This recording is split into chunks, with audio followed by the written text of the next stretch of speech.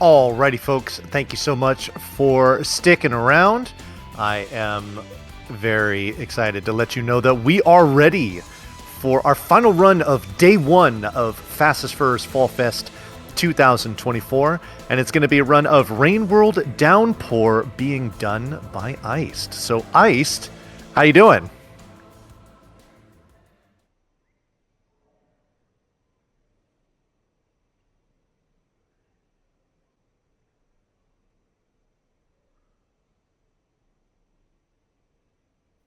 Very good. Well, I'm glad that I'm glad that you're fueled up and fired up, and I hope chat is as well because this is going to be a really cool run. But well, we've got a donation center. We were talking all about it last run, and it's to upgrade to the story ending. So before we get started here, Ice, please tell us exactly what that changes, what it entails, and what people can look forward to if we do hit that incentive.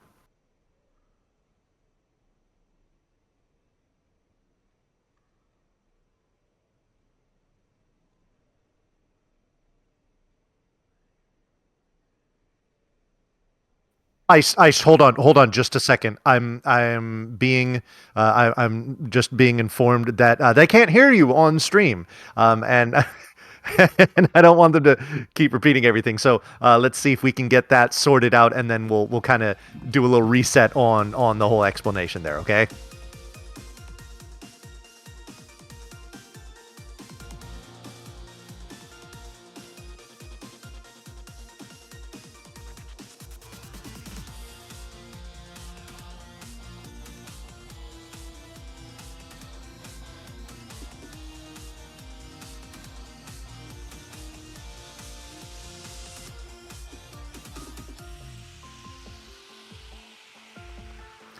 Alrighty, folks. My understanding is that whatever was ailing the stream has been fixed. So I'm going to say hello to Iced. Hi, Iced. Hello, this is the first time you are ever hearing from me. Chat, Nothing happened earlier. Can you hear hear me? Iced? Can you hear? Can you hear this, Can you speed still brother? hear my voice? Am I gone forever?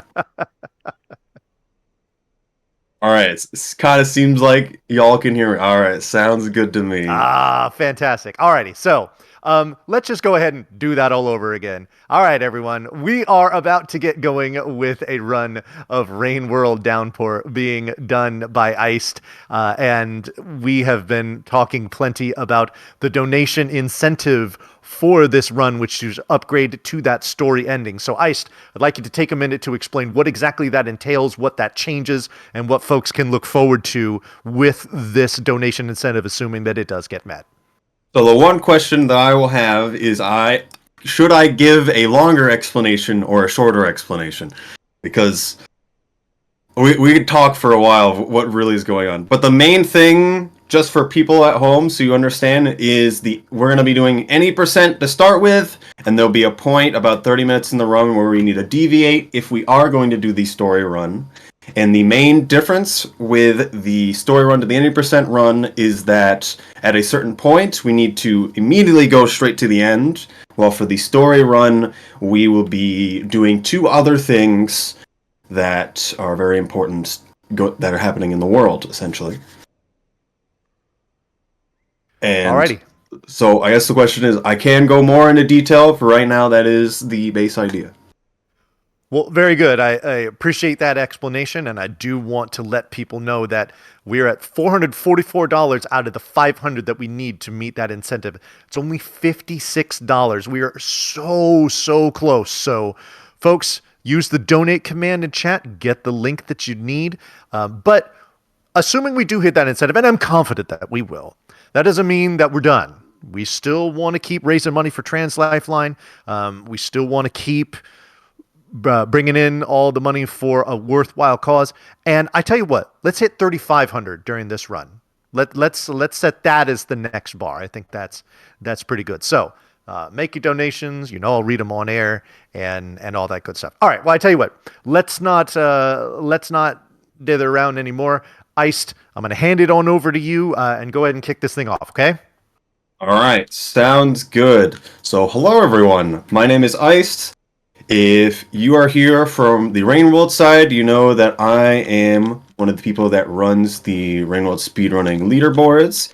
And right now, we're also running a bingo tournament, but for now, we're talking about Saint. So everyone know ahead of time, the game's called Rainworld.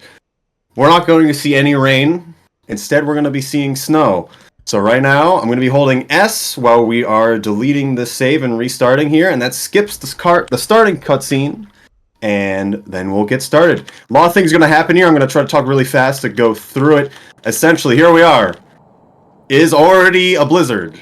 We need to move. Saint here is the grapple character. Comparative to the normal grapple that exists in the game. Ooh, not going in. Compared to the normal grapple that exists in the game, every time we press jump when we're grappled onto something, we get sent upwards a bit. This essentially makes Saint have a lot more vertical ability to move, when normally the grapple would only be able to move horizontally quite easily. So right now, we're going to be performing a glitch with the amount of food that we've just collected from that popcorn. We're going to be sticking our tongue up here. We're going to have the shelter closed. We are going to eat these 2 pips here. We're going to drag ourselves through the wall, and now we are going to save in a room we're not supposed to save in. It's going to automatically put us at the bottom of this room. So we are now saved at the bottom of the room outside of where we should normally be saving, which was that shelter. And now we're going to meet Mystical Ghost Sky Spaghetti and his golden confetti, as one does. So, this guy, as you kind of saw for a moment on our sleep screen, one, we see text box, and then we immediately don't want to be looking at him anymore, so he stops talking to us. And then our karma here, we only have 2 levels. Every time we meet one of these guys, where our maximum is going to go up, and we want to get to a maximum of 10. Right now we're only at 3. One of those echoes will be giving us 2 levels as well. We are in, well, now that we've gone over a lot of things happening, this game, comparative to a lot of other games that are like Ori and the Blind Forest or Hollow Knight, I mean, it's still differences, but Rainworld, we're not just a box that moves around, we also have our all fours state, which essentially is us laying down or otherwise being wiggly, and in this case also the rolling that we can do. Wanted to make sure I did that right and didn't die. And right now we can do a lot of different movements. A lot of stuff can be kind of analogous to the Celeste wave dash as what is considered basic movement in this game. I'm not going to be doing a whole lot of the extreme movement of this game, just because I like consistency when I play, personally. Although, it's also the marathon. To me, I am still going to be going as fast as I can for the marathon, and then we'll compensate once I make a major mistake, although right now I'm making a bunch of minor mistakes. That is a little bit annoying. So one of the big things about this game, and why I say wave dashing specifically, is you only have grab, throw, and jump as buttons. And to perform the big slides that I'm doing, I am essentially pressing diagonally downwards while in a standing state and jump. And then I need to time a second jump to be able to jump out of that slide. And then I can also do different variations where I throw a rock behind me and I slide along the ground. Right now we're going through a karma gate that connects to another region. All regions are connected through one of these. And so we've got to have the correct amount of karma to actually be able to activate it, so we can go enter, and then we move on. And so now we are in the future version of Chimney Canopy. Kind of go back, we are playing as Saint, the character, I'm not doing this quite right, but that's okay. The character in the far future, comparative to everyone else in the series. So, although we're seeing a lot of familiar places, if you've played at least the base character of this game, it's now all covered in snow, and a lot of stuff is quite different otherwise. We're getting up to this echo, the second echo we will be seeing today. Hello. From my perch, I've overlooked this land for an eternity, and then we never get to hear what else he says. That's all he says, guys. So we only know one line from a lot of these places. We'll get 2 lines from one of them later. So I don't even know, because all of these echoes have specific names that are very interesting because of the naming convention that this game has for characters. We need this berry. I don't know what any of them are. I just know their first line of dialogue. With the best one being a little beast. We'll see that one a little bit later. Alright, thinking about how I want to do some of these grapples. I messed that up a bit because we had lag there. With the different versions of this game, in the current version, we have lag in certain places that can mess us up for inputs. It may not be quite as noticeable to you, but even if a jump input is slightly delayed for me, it can matter. It's just how the room loads at times. Alright, we're going to be entering down in an area called Farm Arrays. We are going to be meeting our new best friend. As we can see, because of who we are a fluffy slug cat. We are the Grinch. And so as the Grinch, our desire is to steal Christmas. And what does the Grinch need to steal Christmas? They need to get their reindeer Max. And so we're going to be going get them right now. We may see some actual reindeer as well. Here's the first actual threats that can start to show up from this point on. We're hoping to not see a white lizard. So the thing about this game is all the spawns are consistent, but their AI and the decisions they make are not. And so we do not know where a lot of them will end up. Especially as rooms are not loaded. Rooms that are more than 2 rooms away from us are not loaded. And so all the creatures in it are abstracted and will move much faster than they would if they were in a loaded room. Also, hello people from Raid. Hello. Hope y'all are doing well. I found my reindeer Max. This is a Yeek. Little Frogy. Frogy's going to help Frogy with tongue. Frogy legs, now with Frogy tongue, is going to help me cross giant pits of grass. So, in Rain World, if you say touch grass, it is a threat. Because in this game, the worm grass can and will kill you. Alright, I need to pay attention to how I'm actually doing these inputs. So the main thing about this Yeek, and to kind of talk a little bit more on the base movement and extended movement of this game, is to do a roll, you either need to set a certain condition, like you do a backflip, and then you hold diagonally downwards, and you'll do a roll instead of just normally laying down and going to the side. When you fall from high enough or hit certain conditions, you'll do a roll. If you press diagonally downwards, but only about 15 degrees downwards instead of like a 45, it's a different kind of roll that we call a fast roll. And the fast roll is very important because it has very different properties to the standard roll. And so right now, our goal with our jump man here is to be doing this fast roll the moment we hit the ground.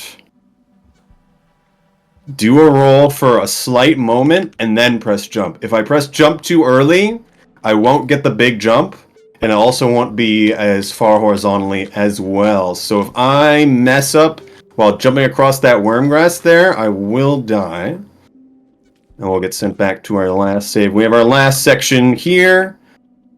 I might do the slightly different method. Oh, let's not go backwards for it. The one other thing about the... Okay, need to compensate there. One other thing about pressing jump at the correct time is that the way you use your tongue is by jumping in mid-air. And depending if I press it too early, I may do the jump, but the tongue may also come out. Which if it hits the ground, then I'll be stuck to the ground and the wormgrass has a higher chance to get me. But we made it past here and we're doing actually pretty good time here. Although my splits didn't start for some reason, so I'm not exactly sure how good. But I'm feeling alright with this run right now.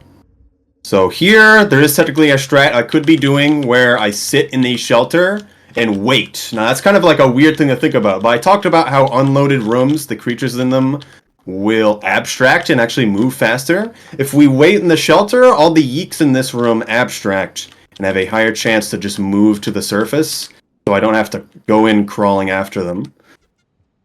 I'm kind of unsure if that is actually faster to wait or not, so right now, not using that strat. Here's an actual reindeer, a demon, R-A-I-N, deer. Because it is snowing and there is no rain, we don't need them. We're also froggy, so, you know. Wait, So we are... that's the reindeer? That's a reindeer. The Wow. reindeer. We saw two of them. Some miracle. Yeah, I was gonna say you kind of no-sold them earlier. I was like, what is that deer bug giraffe thing that's Hey. walking around outside? So that's the normal way to get past the wormgrass. Please let go of me, Mr. Spider. But because reindeer are very unpredictable and are great causes for RNG, we do everything we can to not have to ride them to pass the area. This area has spiders. We hate them because they are moving walls. And the red ones are huge jerks and can kill us. But because the normal ones here aren't very good at their jobs and really can't do much of anything, we can kind of just go right by them. But I was looking for the two red ones in the area. We only saw one of them, luckily. But one of the big points that I lose time on is if those spiders are in the way. But there's a few ways to manipulate their AI and still line of sighting them. Few more jumps past wormgrass here. You can actually, if you're going right to left in this room, you can actually cross this room with just a few rocks by doing extended slides over the area. Doing good jumps here. A big jump, perfect. Perfect. Usually I don't get that big jump. It's hard to time it directly coming out of the pipe. But often you have to do that room with 3 jumps, but you can do it with 2. Here is a centipede. I don't like his position. So centipedes are giant batteries. If both ends of them touch you, you die. And so we don't want either end of them to touch us. Comparative to most creatures in the game, most creatures in the game have to wind up an attack to actually be able to grab you. Centipedes can just grab you when they want. So it makes them a bit more threatening. I'm messing up some of my jumps there. But that's all good as we're making it to our next echo here. Whenever we're approaching an echo, it'll go much darker than it usually is. We'll start hearing the echo's theme song, which a lot of them sound alike, but they're actually all different. Just slightly. A lot of them made with voice clips, actually. So this is the echo we're going to get 2 voice lines from. Well, not voice line, the 2 lines from Why Is It? Long forgotten place beckons me, drawn by a certain presence, and then whatever, we're moving on. All right, now we are back on the end of Farm Race. Now, the reason why we saved all the way out here to the left, but then we went all the way back to the right again, is because now we're right next to the next echo we need to get. That one there in Farm Race is pretty out of the way, and so we like to save here, go get it. Whenever we get one, it sends us back to our last proper save, and now we're going to get the next one. I'm going to drink water for a second. Cool. Well, I'm going to jump in while you're doing that, and I want to let all the folks know we've got a couple donations here. I got a $5 donation from Sriraj. There is no comment, but thank you very much for that. And then I've also got a $51 donation. It's from an anonymous donor, but it says, Story percent, let's go! And with that, that is what got us to the $500 threshold. So Thank you Nice. all very, very, very much for those donations. We will be seeing that story mode ending, so y'all are awesome. Heck yeah. But like I said, let's get to that 3,500 mark. Let's see if we can close out the day strong. Don't think we're done just because we've hit that donation incentive. We still got plenty more money to raise. So let's keep it up. But thank you all very, very much for your generosity so far. It is greatly appreciated. Yes. Remember to go see a bunch of those other runs through the rest of the marathon. Very nice to see a lot of the runs. It was interesting to see Lethal Company. I never think about that as a speedrunning game. Also, we just saw the A Little Beast echo, and now we're going back into the region where they are from. I'm going to be falling down this hole, and I do it suboptimally because I don't want to learn the better way, but that's fine. We are entering this area. There's a certain new food item added with the DLC, and a new area. This area didn't exist in the base game, and is a good shortcut comparative to our pathing if it didn't exist. We're going to try to do this. And Dry Saint escapes once again. However, the curse of Dry Saint may come to get us, depending on where these creatures end up. Kelp. We shouldn't have too much problem. We're going to see... Peek in here, and we go right here. Mole Lizard in annoying spot. I don't know what his plan is. Mole Lizard blind. Mole Lizard consume that centipede. Do it. Go get him. Go get him. I'm not real. Go that way. What are you doing? Stop doing this. He's dancing. Alright, here's the Mole Lizards. As with a lot of other creatures, if they know the player exists, they will prefer the player over other things.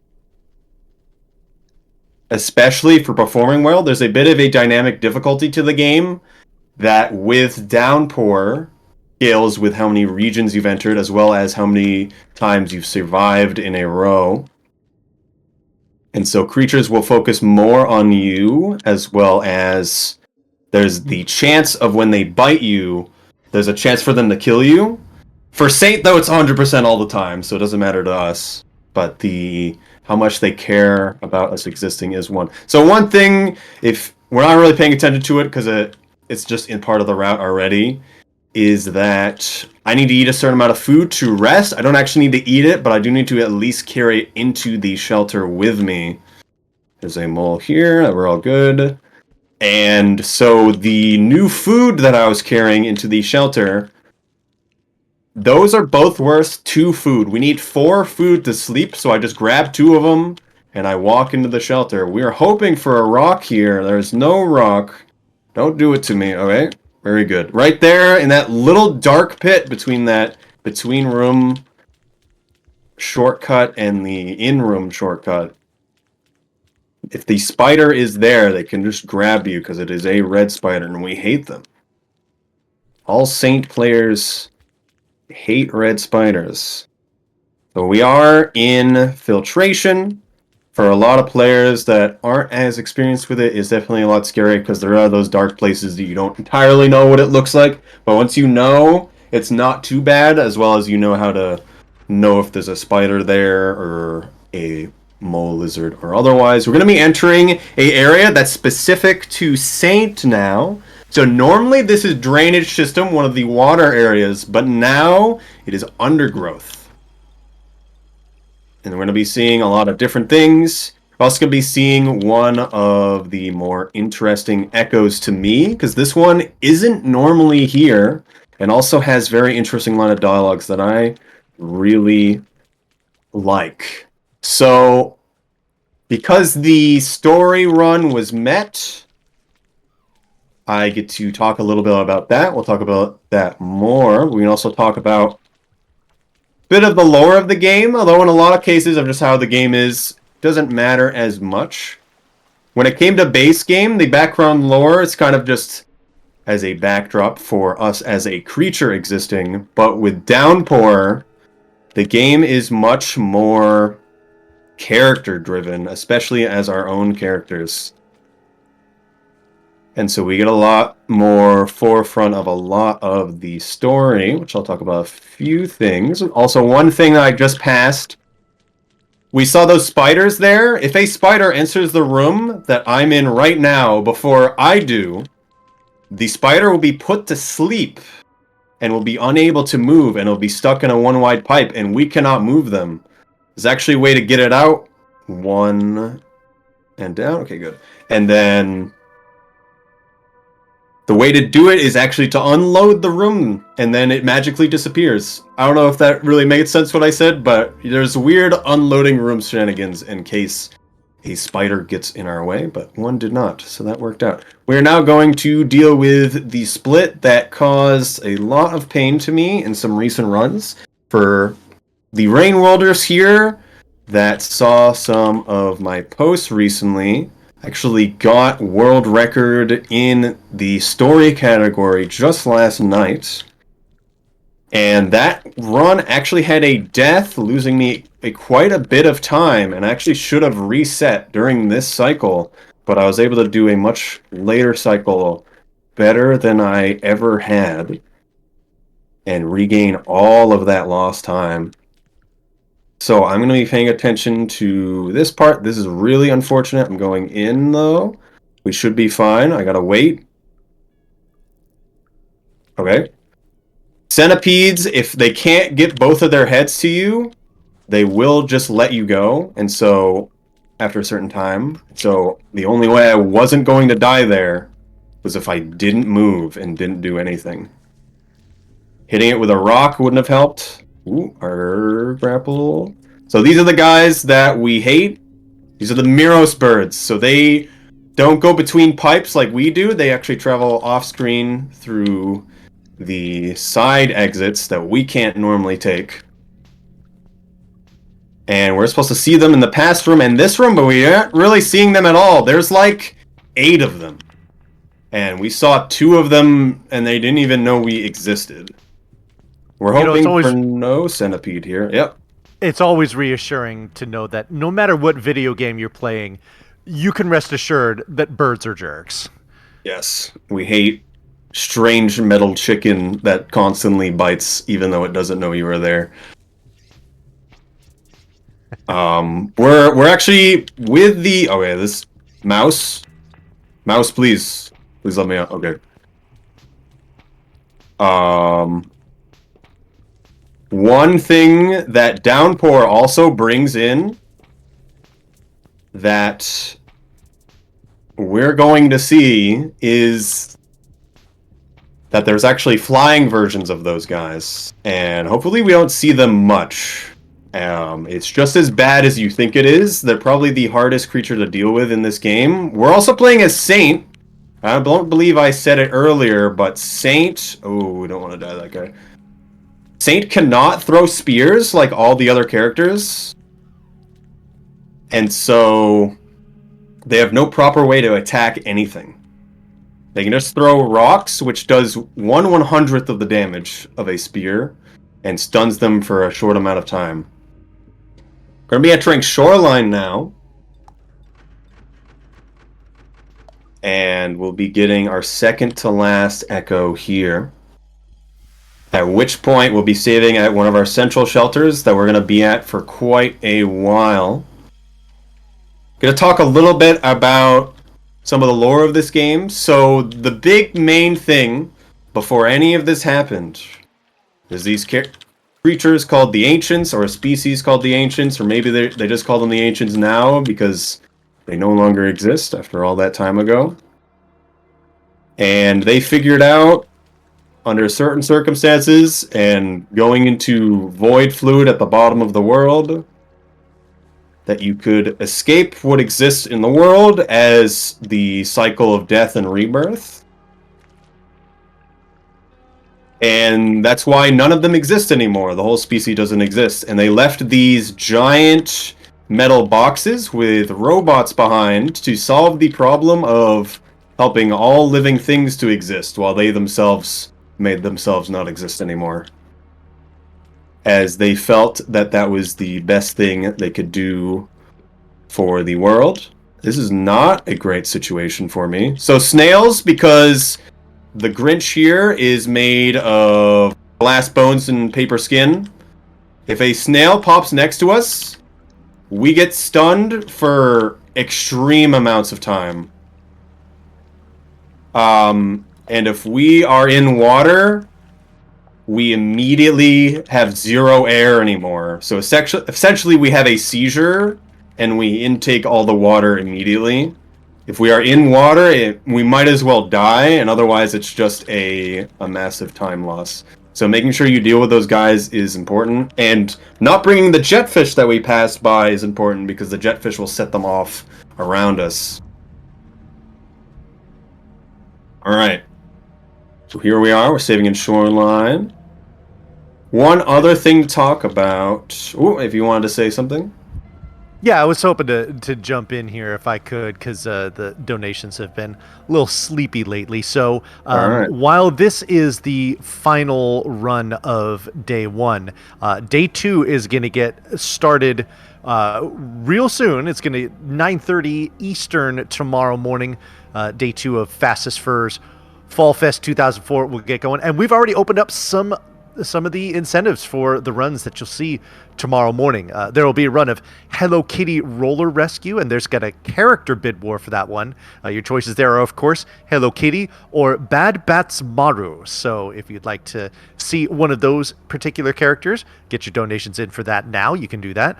There will also be a run of a game called Spider Fox, and that's going to have a rolling bid war between two characters, and those characters are the Spider Fox and the Ladybug Fox, who I'm sure is really cute. So you'll want to get your donations in for that too. And then for the Rhythm Doctor run, there is an incentive to become the Rhythm Dog Tour. And I mean, we've been petting dogs earlier, and obviously I feel like a lot of folks here are fans of that species. So if you want to become the Rhythm Dog Tour, that needs $250 to make that happen. So, like I said, we want to hit that $3,500 threshold tonight. And if you folks feel so inclined as to donate to make that happen, and would like to put some money towards some incentives while you're doing that, you may do so. So go ahead and get those donations in. That'd be great. Yeah. All right, we are entering. So I talked about the giant metal boxes with robots in them. We're entering one of them that had fallen into the ocean. This one's still semi-functional because of the actions we had as the other characters in the Downpour campaigns. And we're going to be seeing one of the robots, but we don't want to talk to them. We're going to be running right by them, as we actually want to see the echo that is behind them. They're going to make some comments on the echo existing, which I think is very interesting. But otherwise, you may notice the gravity is much lower. We'll hear a whir in the background. We'll hear a bunch of lights will turn on. And there'll be low grav, which I accidentally licked there, and now I'm going into space, which is very... So depending on the cycles, because it's completely random, going through some of these parts is easier or harder. So we're hoping for low grav to turn on pretty soon here.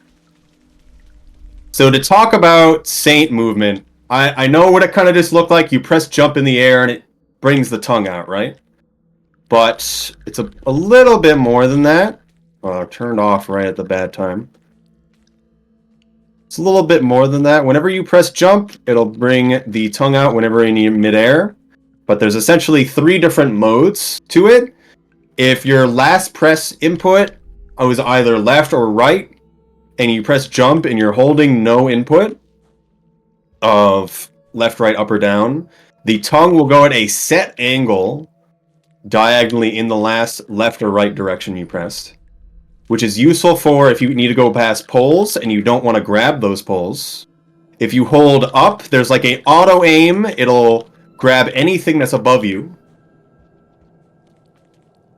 And if you hold left or right, it does a different static angle that is useful for moving really fast and getting a lot of swings to get horizontal speed.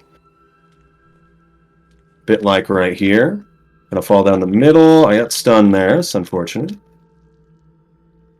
Didn't get the roll out quite in time. If you actually roll out of a fall or press jump when you hit the ground and trying to do a roll at the correct timing, you will not get stunned.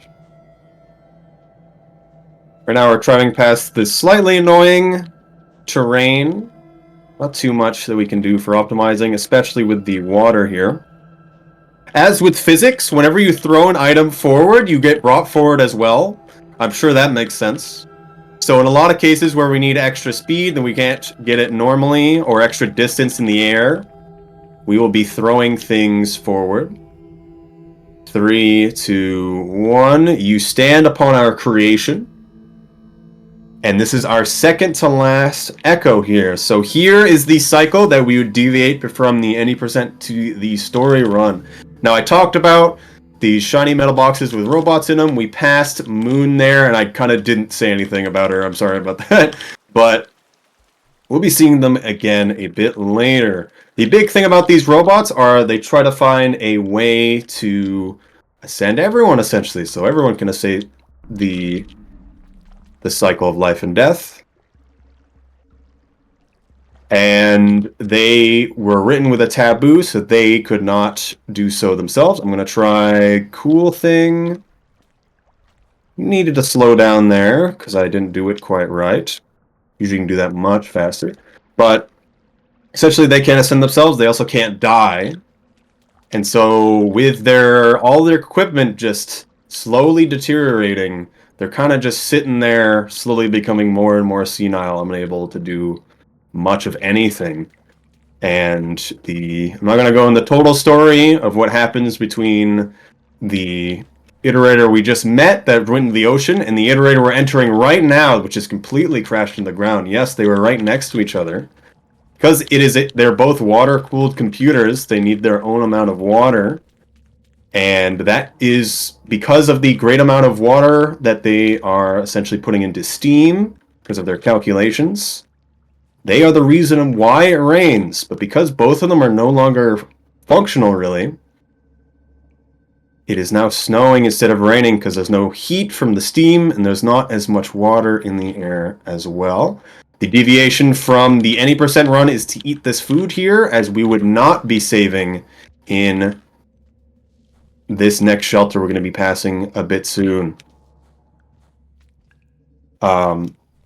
Essentially, the robot that we are in right now tried to be able to rewrite his taboo so that he could die, or at least could ascend, as a lot of things that we're dealing with and being able to solve the problem of trying to help everyone ascend wasn't going so well. So he tried to find his own way, and it didn't work out for both of them. And that's why they are both crashed into the ground here. I'm taking the save immediately here, and then we're going to be meeting the last echo that is in this area. So one of the main things, kind of me saying, is that it seems like everyone just wants to not exist for the most part. And whether that is a good thing or not, to escape to the cycle of life and death, that's kind of left up to the player to think that. And for the most part, everything's kind of like, yeah, it's a thing that should be done, or exist as a creature and enjoy being as a creature. But a lot of what Saint Campaign goes around is the echoes that exist and have always existed in the world are essentially the ancients that failed to ascend and still had earthly ties and now still exist as ghosts. And when their previous dialogue might have indicated they felt they're really unfortunate they couldn't ascend, a lot of their dialogue has changed for Saint and are more like, I'm happy that I'm here. Why would I want to be anywhere else than this great place that I have here now? I think that is a great sentiment that Downpour brings along. We get to see a bit of it as we play Saint, and I will be talking about that as well later. There's the blue lizard that I hate. I hate him. That guy can actually be pretty much anywhere. The only reason why he didn't kill me there is because it takes a little while for him to open his mouth when he knows that I exist.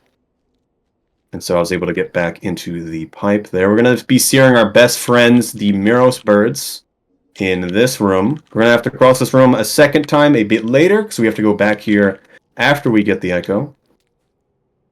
No Miros birds, which is a little odd. Oh, there's one. And then this room is all pacified, so we are not going to be seeing them. I accidentally had a pole hop. That's unfortunate.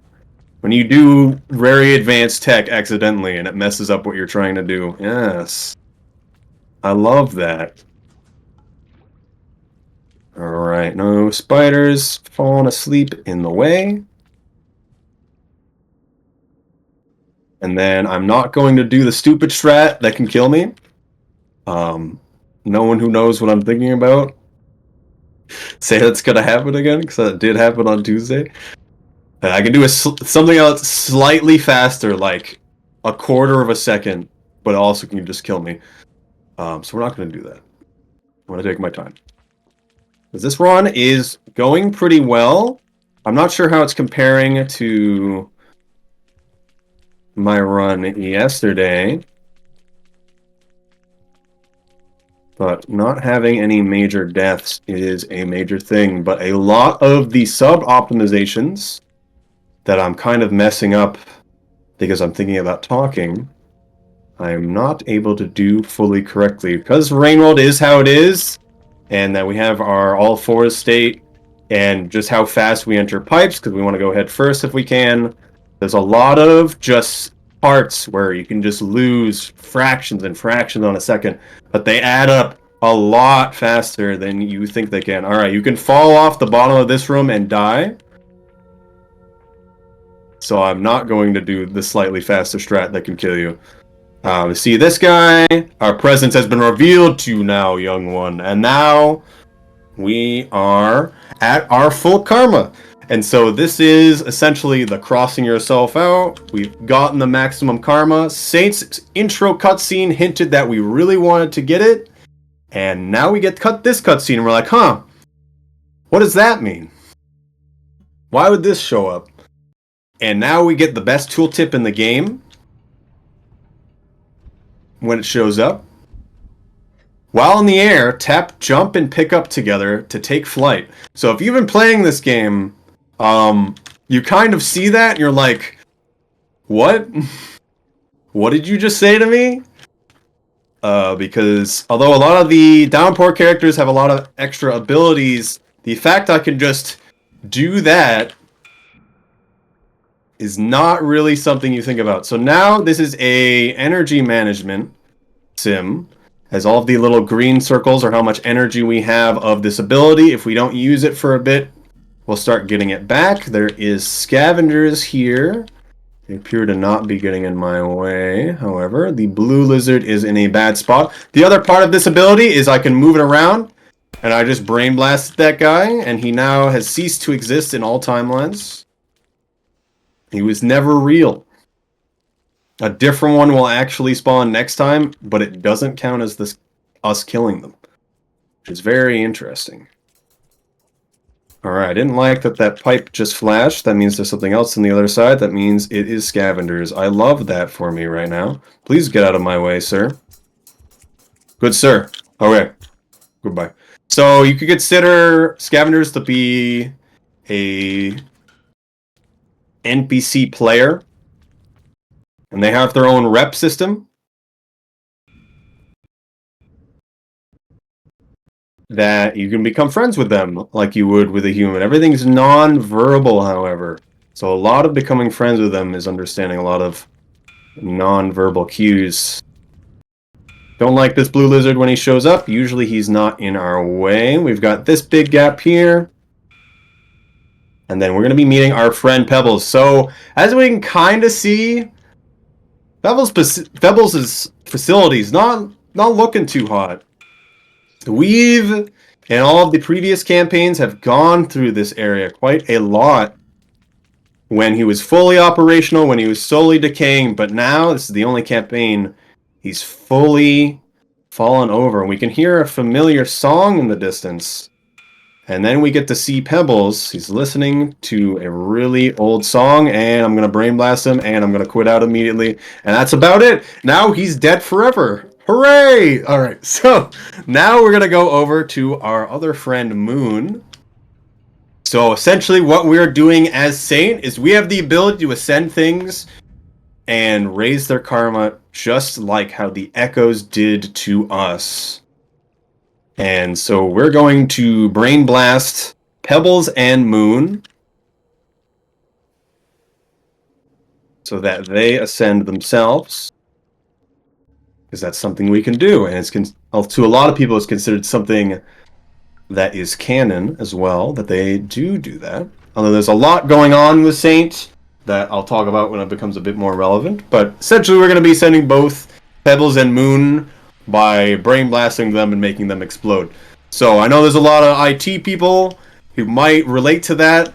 They really want to brain blast their computer until it explodes. In this game, you get to do that. Alright, we're now going to be going back to the area we previously were, and we're going to be saving at the shelter we had been at earlier. The main difference this time is we now have the ability, and the biggest thing about the ability, keep grabbing poles. The biggest thing about the ability is that when we use it in water, we actually travel faster than we ever normally would. While in the air, in a lot of cases, we just want to use the tongue for a lot of movement. But in the water, we don't lose any breath. And we move really, really fast. We can only start the ability when in the air is the one big downside of it. And so we want to make sure we do that. Again, this is still a game. You only have 3 buttons. It's jump, grab, and throw. You also have map, but we don't need to use that. Also, going back a little bit to what I said, I talked about a fast roll button comparative to doing a normal roll. Also, first I'm going to explode this jellyfish. For people who don't know, jellyfish is actually moo. So if we actually touch the jellyfish, it would moo at us. I believe we're going to only have one more chance to be able to actually hear that, as none of them earlier did that. So we'll see that in next shelter. But for keyboard, you can't exactly do a 15-degree angle on keyboard. So for PC, for people who aren't using a controller, we allow players to use a mod that allows a separate button that only pushes what is the equivalent of slightly down on controller, so that they can, in fact, I'm going the wrong way, can, in fact, do the fast roll. I always mix up which way I'm going when I have to go through this area so many times. Alright, so a lot of ability management here. And then using it in the water. Moo!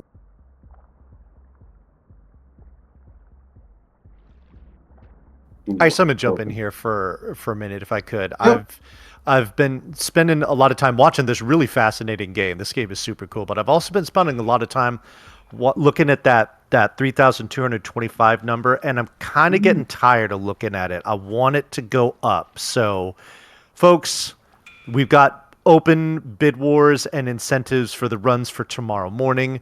We've got a fantastic cause in Trans Lifeline that the Fastest Furs and all the wonderful folks participating in this event are helping to raise money for.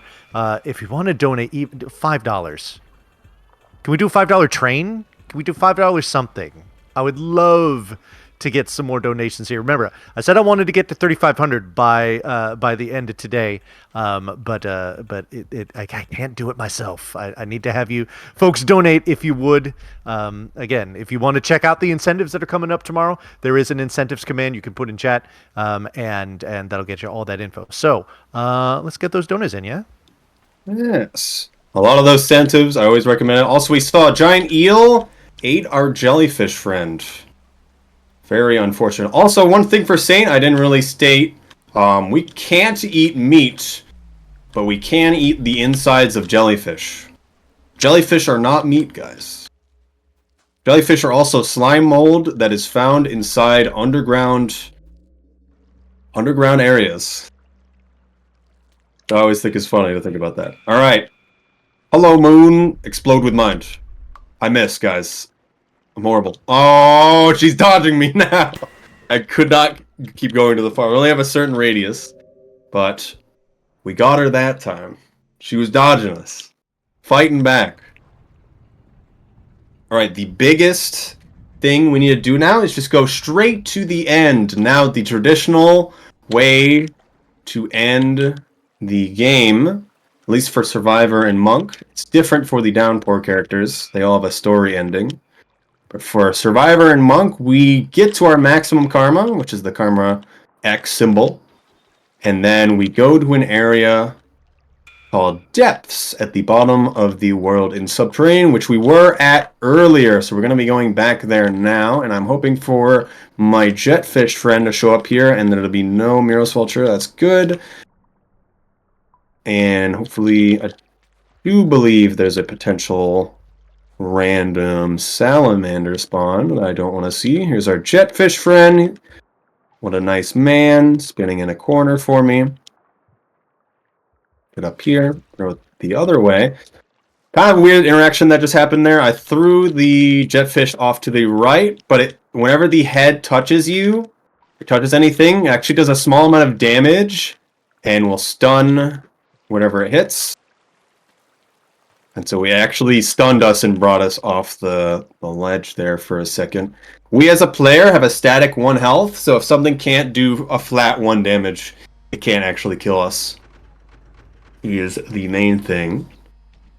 The only thing where that's different is Gourmand can actually tank a spear like 10% of the time. It's like really, really, really low. It's like a weird thing that's even possible.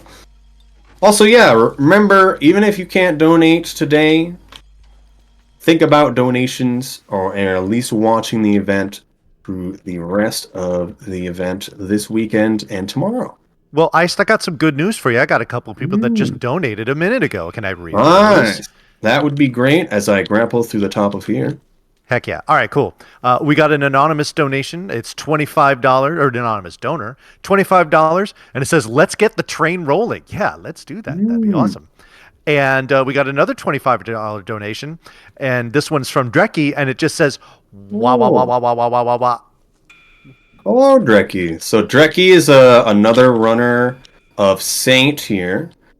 They were just able to get under an hour recently, I believe, or at least get close to an hour, which is very big. Right now, with my run last night, the world record is a 55:33. So you can imagine, especially with a game where creatures can be the way like this, that... Ooh, that's not good. That even 5 minutes being that close is still a good amount. Although at this point, this run's getting very optimized. Very unfortunate positioning for these guys. But the fact he just came out means there's nothing right here. I'm looking for a drop wig that's on the ceiling. If you just saw the run before mine, that game, Lethal Company, everyone calls the creature, at least people who know Rain World, the creature that hangs on the ceiling and wraps around your head, a drop wig. And it essentially works the same in this game. There's one, I did not see it. There's one in this area, though. I do not believe it can be in front of us, but you never know. And I'm really looking for potential spiders that may not be moving right now. This cycle is always really tense because there's a lot of really fast things that can happen that are unfortunate. So as you kind of notice, this game's room-based. I don't like those sounds I'm hearing. Actually, he's in a good spot. Nice. This game is room-based and screen-based. So things that are slightly off-screen can be quite bad. But personally, in a lot of cases, I'm not even fully looking at the screen. I'm more listening than anything. Right now, we're listening for those mole lizard sounds, which I've heard. I really do not want a mole lizard in the pipe right here. Okay. Very good. A mole lizard is anywhere in that small section I just went through. Can be quite bad. Missed the pipe. Don't like these sounds I'm hearing. Gonna slow it down. I don't know where that mole lizard sound was coming from. So yeah, check out Dreki. Some people are posting Dreki's emotes in chat right now. And so for people who know, prepare yourself. Shield your eyes to the Among Us room. Among Us. I'm so sorry, everyone. So for people who played this game for years did not know that look like that. It's always funny every time. Also, we're entering depths. This is supposed to look a lot different, but we're Saint. Who knows what's happening? Now we're falling into an abyss! As the evil Grinch has attempted to steal Christmas, we need to go directly to the source, and that is falling all the way into a place called Rubicon. I hate this cutscene because it takes like a minute, but we're now going to be entering Rubicon. No going back from here. This run has gone really well, actually.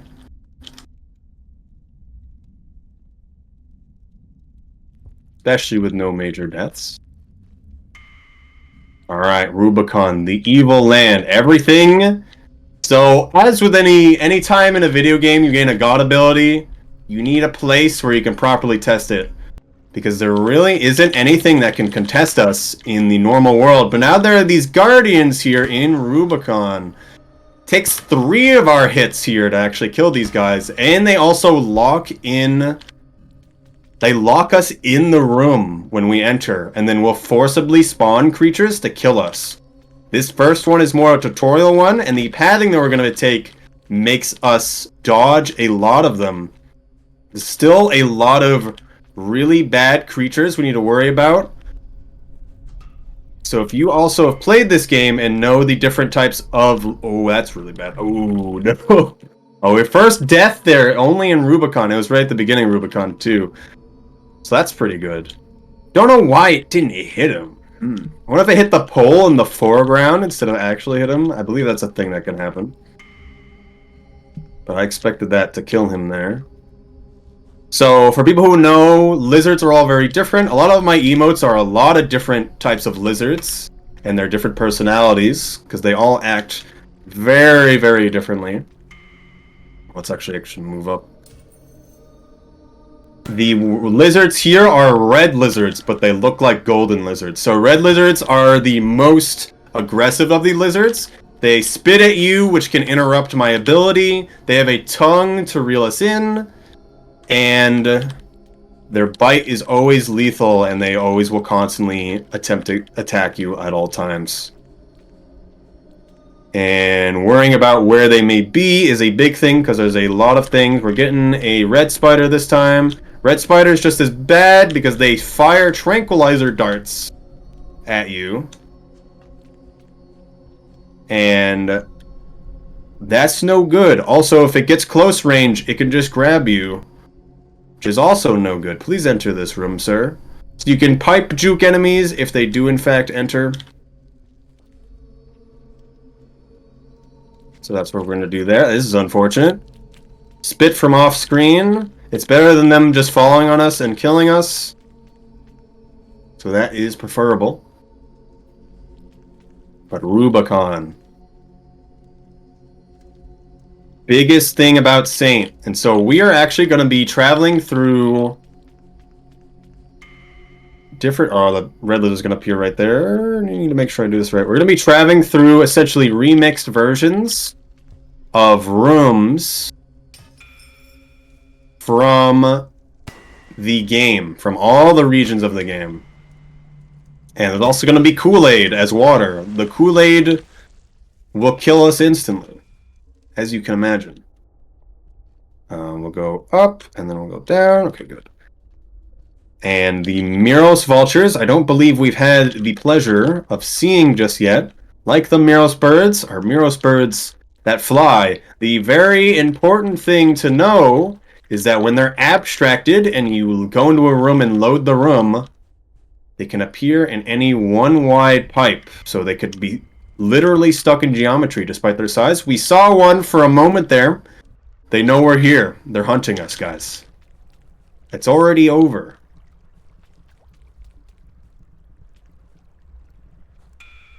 Thought I did that wrong, but that was good. I'm always scared about that jump because sometimes you overshoot it and you fall much faster than you think you will. These little X's in the background, they recharge our ability. We'll worry about that a bit more. This is a long room with an open sky where we really don't want a Miros Vulture coming down. So the Miros Vulture, on top of it being a giant scissor bird that is constantly attacking, instead of very predicted attacks like normal flying vultures, when they get hit, they also fire a bomb from their mouth, as one does. So, for the best situation, we need to just sit here and gain our ability back. We're just chilling for a bit. We're hoping to not hear a vulture in the sky, which we are, and we're hoping to hear a red lizard, because we're going to be entering the Sky Islands analog. And there are 2 red lizards. Very good that we got that one out of the way. 2 red lizards, and we do not want to see them in the room with the Guardian. Do you see our friend, the Firebug? He's a demon. Don't worry about it. If you don't look at him in the eyes, he won't hurt you. Alright, we've killed both of them.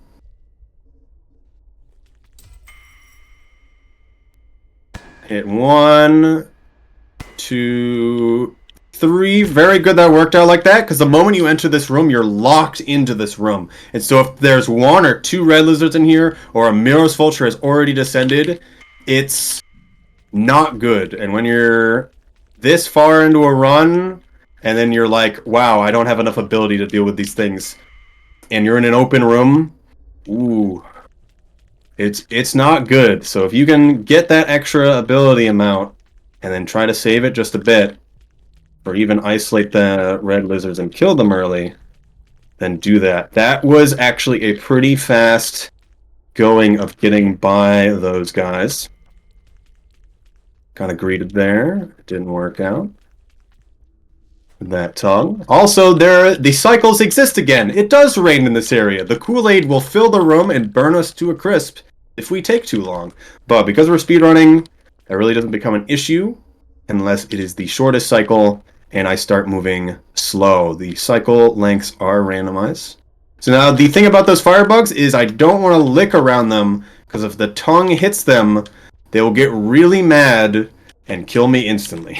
So we don't want that. And it is our best interest to never even witness them in their angry state. This is the bad room. I hate them. They're back again. The nemesis of this run. Hopefully the flying one doesn't show up. I'm trying to listen to what's going on here.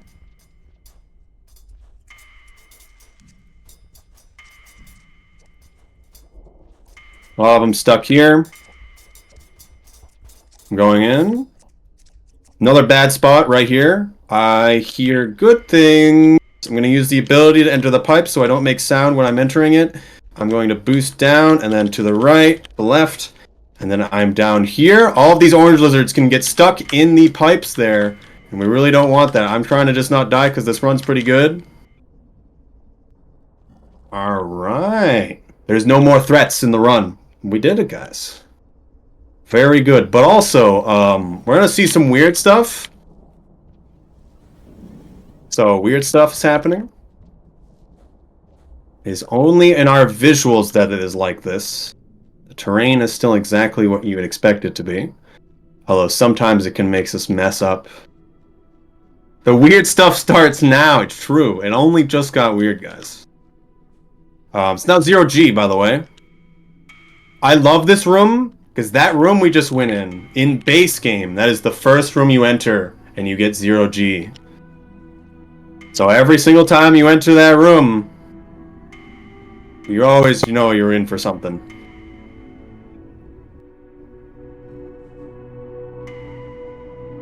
Alright, I'm tapping the ability, because we don't need it on to keep the speed.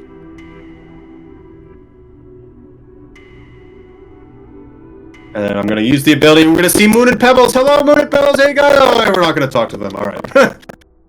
but they have a lot to say and talk about what's really going on. So now we send them, they're down here at the end of the world. And when you're done talking to them, they disappear. Whatever actually really happened to them, or whatever actually is going on out here, a lot is up to interpretation, but they're also very grateful what's happening. They also talk about... audio. A lot of audio things going on now. They also talk a lot of... saying, also the time's done, by the way. Sorry for the production. Time ended when I did that last transition. The camera is now following us. We do not consider the rest of this to be part of the run. If production's still alright with it, we're still going to be finishing what is essentially the ending sequence epilogue here. Yeah, we're witnessing this happening right now. But all these guys here, they can fly by us and move us around, and it makes finishing the ending cutscene random up to an entire minute. Also, again, the world record's 55:33.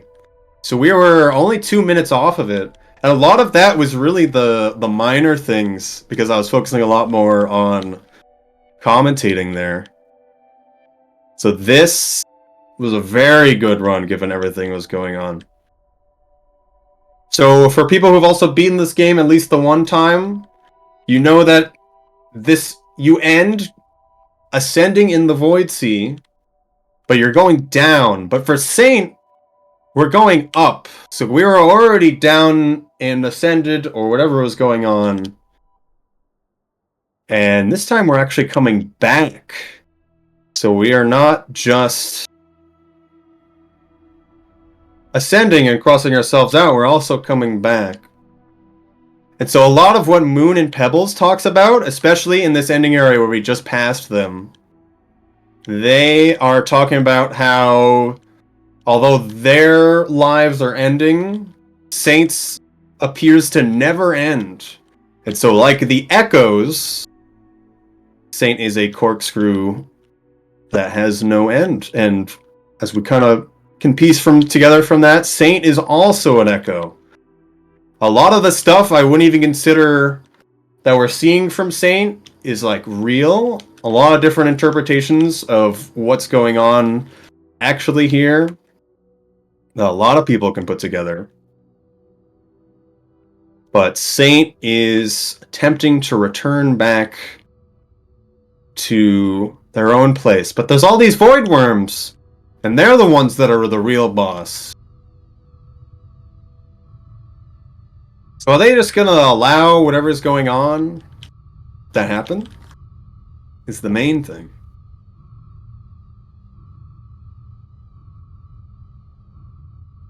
Gourmand eated it, it's true.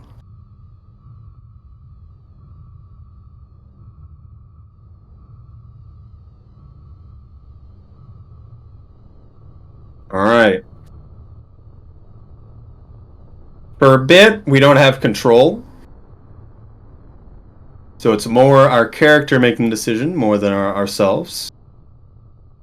Also going to turn down the game a little bit so it's not as loud for everyone. Jerry. Don't call him Jerry. He's gonna get it. He's gonna get the brain blast. It's gonna happen. Oh no. You can't do that. That's illegal. So one thing to note that we're going to be seeing here, there's going to be a lot of flashes on screen for a second. It shouldn't be too bad for flashing in general, but you'll see screenshots of the game. Each of these screenshots are actual screenshots from our playthrough. Every time it shows an X, whereas times it wasn't able to actually take a screenshot, because we played the game really fast. And so it didn't hit a lot of the triggers to take a lot of these screenshots. But you'll see ourselves in some of these pictures, and that'll be actual gameplay of when we were playing this playthrough. As you notice in the bottom left, during that whole sequence as well, our karma went from the full X all the way down to now there's nothing there. Well, the weird thing about this section that we're in right now, other than what's happening in the middle, is we're actually drowning here. There's actually a breath meter. Normally we're in the void sea where we don't have any chance to drown. But we are actually slowly drowning here. Hence a lot of the bubbles that are appearing. As well as a few other things that are going to be happening. So now one of the big things when staring at the echoes, they're actually like cross-legged kind of humanoid creatures. But they also have these giant tendrils coming from them. So if people really paid attention to when I started this run, you'll notice that the icon for Saint wasn't an actual visual of Saint as you normally would see it when you're loading the game for the first time.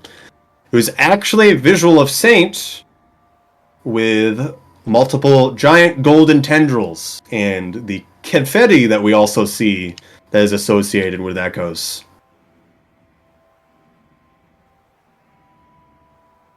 And so we actually do become our own echo.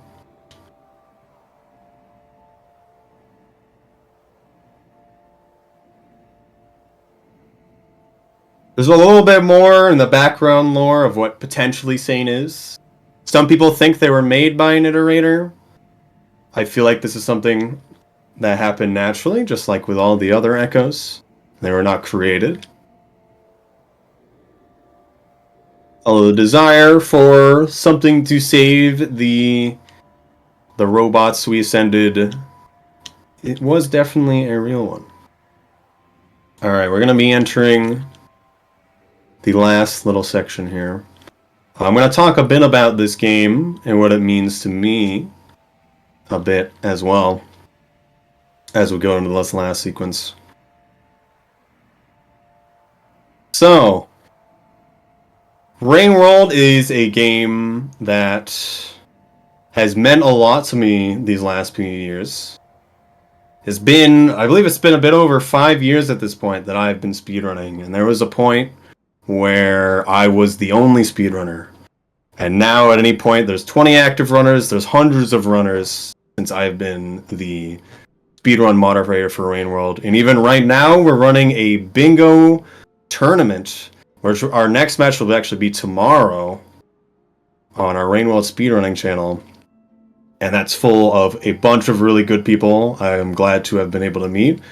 Downpour itself, I was able to work QA for Downpour and helped out to make sure a lot of the different movement or different very specific bugs did not happen. Being able to work on it, I thought was really great. Being able to grow this community and meet a lot of really great people, especially here at Fastest Furs as well. One of the best marathons that I've been able to be part of. Additionally, for the first time in all the years that I've speedrun this game, I've been accepted in a Games Done Quick. And so, also with the help of Shasta, I didn't really talk about it earlier. Shasta helped me a bit with some of my submissions before. I did not forget. But I was very glad to be able to get into Awesome Games Done Quick, and I'll be performing on the Monday. And that will be Rivulet, which maybe Rain World is really interesting to y'all as a speedrunning side. Maybe it isn't, or just playing it in general. But the Rivulet speedrun, that is if you're to look at a lot of really tight technical runs, that is a run to really think about. The other one I really like to say is really big is the Saint one, although it's a little different with the grappling. A lot of the characters have a lot going on, but Rivulet has with some insane stuff. So if you want to see more Downpour stuff, that'll be that for Games Done Quick. We'll also be performing the bingo tournament. Again, tomorrow is our next match, and there'll be matches over the weekend as well. That's pretty much everything I have to say. Thank you all for watching my run of Saint Story, and thank you everyone for being here. Thank you everyone that I've been able to talk to getting up to this point. and all the people that haven't worked for. You also see my name on screen right now, the other quality assurance people. But yeah. Well, Ice, thank you very much for that really cool run of Rain World here. I could tell people really enjoyed it, and looking forward to seeing you do this for Awesome Games Done Quick 2025. That's really cool, man. Yeah. Well, thank you all for having me for this marathon. It's always been great to perform to you guys. I'm glad to perform a Downpour run for you guys.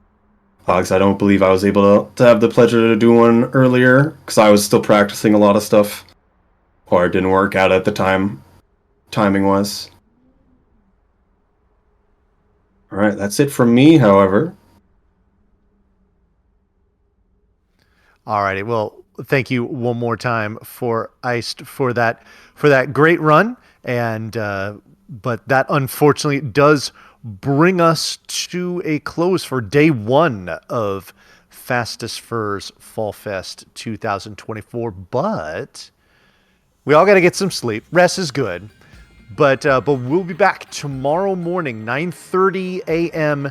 Eastern time is going to be the pre-show that will kick off the fun for day two. And let's just talk a little bit about what we've got to look forward to start day two. There's going to be a run of Sega Rally 2 by Peppermint Fleck. We've got Hello Kitty Roller Rescue by Linkemeister. That's the one that has that character bid war. Olvind is going to be doing a run of N-Golf. My buddy MK Cyborg will be doing I'm Going to Die If I Don't Eat Sushi. And then everyone's favorite Brosentia is going to be doing a run of Spider Fox. That's just a few of the runs to get things started for tomorrow. So be sure to set your alarm and get tuned in for that, because it's going to be lots of fun. But like I said, that is going to bring things to a close here for day one. But we'll keep the party going. We do have a raid target in mind, so stick around. Let's be sure to give love to whoever it is that's going to be catching this raid, and hope to see you all tomorrow. So until we do, this is Von signing off. Take care, everyone.